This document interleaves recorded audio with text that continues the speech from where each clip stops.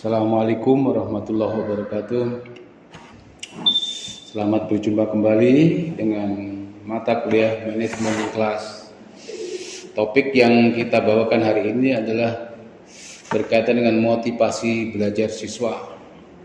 Setelah terdahulu kita membahas tentang konsep manajemen kelas, lalu bagaimana kita melakukan kegiatan manajerial dan kegiatan pengajaran yang di dalamnya banyak prinsip strategi bagaimana upaya guru bisa memaksimalkan proses pembelajaran di kelas sebagai laboratorium sosial, emosional dan intelektual bagi anak-anak yang masih tumbuh kembang di usia 7-12 tahun. Topik hari ini adalah motivasi belajar siswa. Tujuan daripada perkuliahan inilah mahasiswa mampu memahami,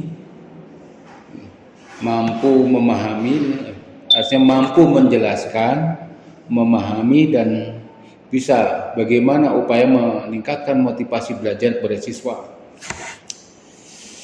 Tentunya kalian sudah banyak memperoleh pengetahuan apa yang disebut dengan motivasi ini.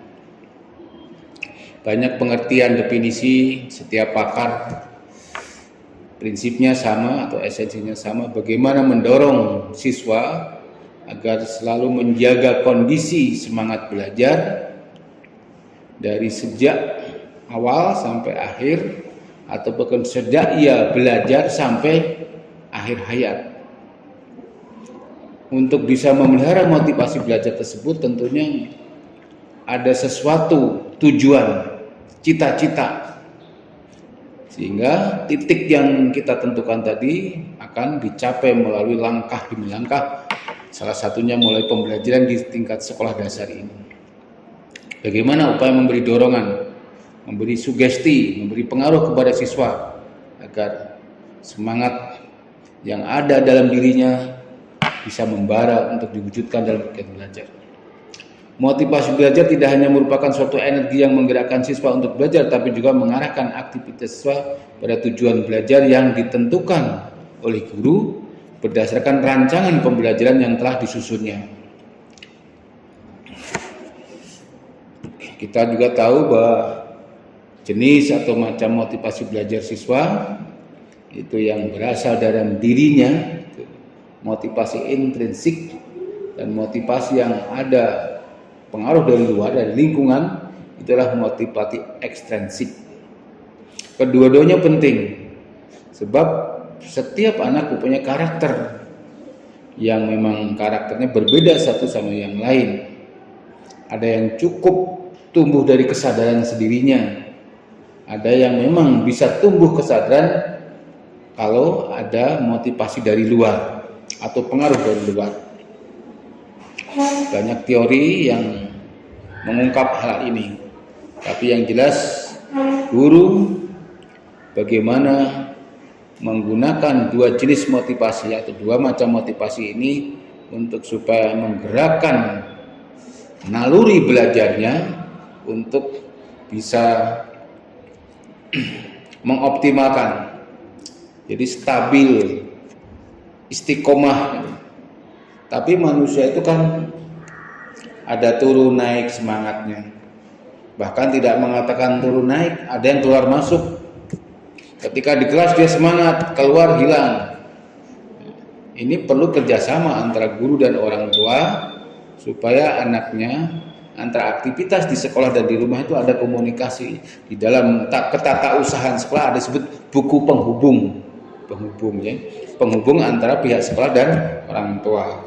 Memang anak ini kan sedang tumbuh berkembang, baik intelektualnya, emosionalnya, ya, sosialnya, maka pengawalan penting. Takut ada pengaruh atau motivasi dari luar yang berbahaya.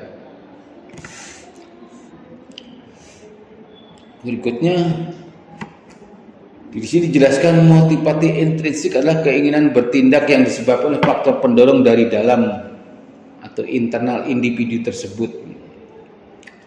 Artinya yang bisa dibawa secara naluri, ya, dari pembawaan.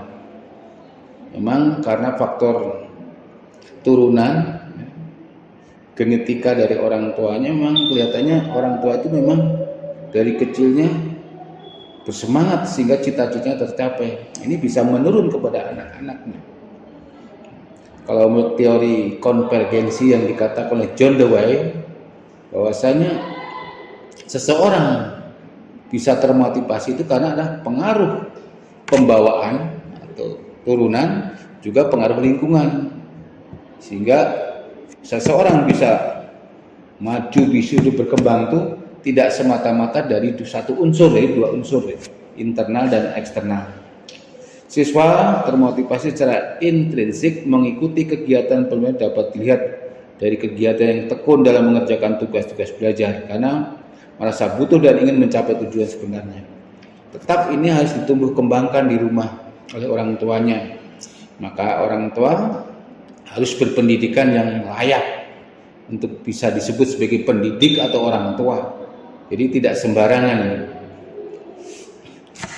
Berikutnya motivasi ekstrinsik.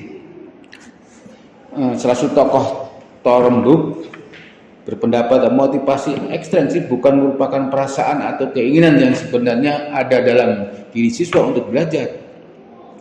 Jadi berpendapat motivasi bukan perasaan atau keinginan yang sebenarnya yang ada dalam diri siswa. Jadi tetap ada potensi dari dalam. Disebutnya adalah respon. Gurunya sebagai stimulus memberi, direspon.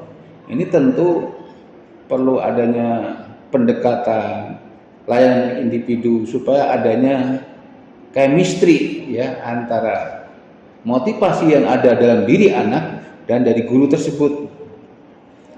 Ini makanya perlu ada pendekatan-pendekatan yang sedemikian sehingga betul-betul kolaborasi sinergitas ya antara motivasi yang memang dibawa anak dan motivasi di luar bisa menjadi kekuatan untuk bersemangat belajar.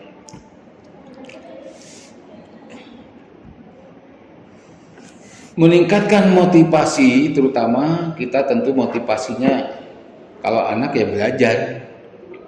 Belajar itu kan diajar mencari, mengeksplorasi ilmu yang diperolehnya.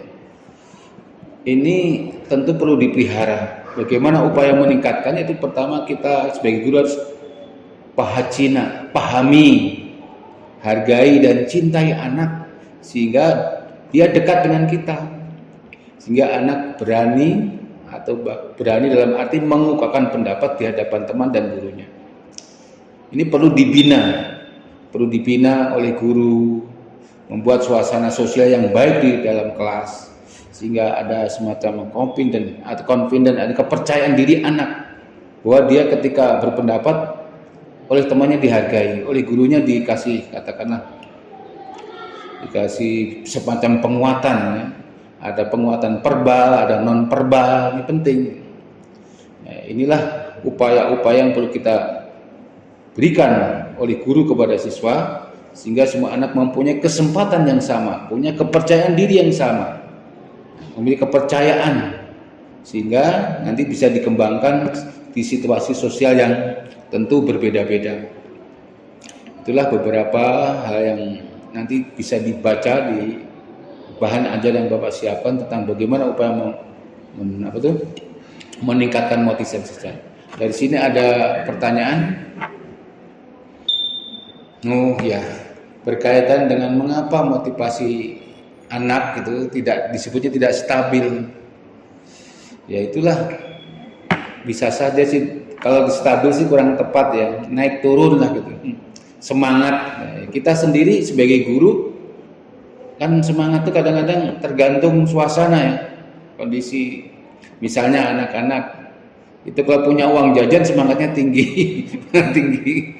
Bukan karena anak, bahkan remaja pun demikian. Sebab dia dengan punya uang dia bisa mencari kebutuhan, keinginan yang dia inginkan.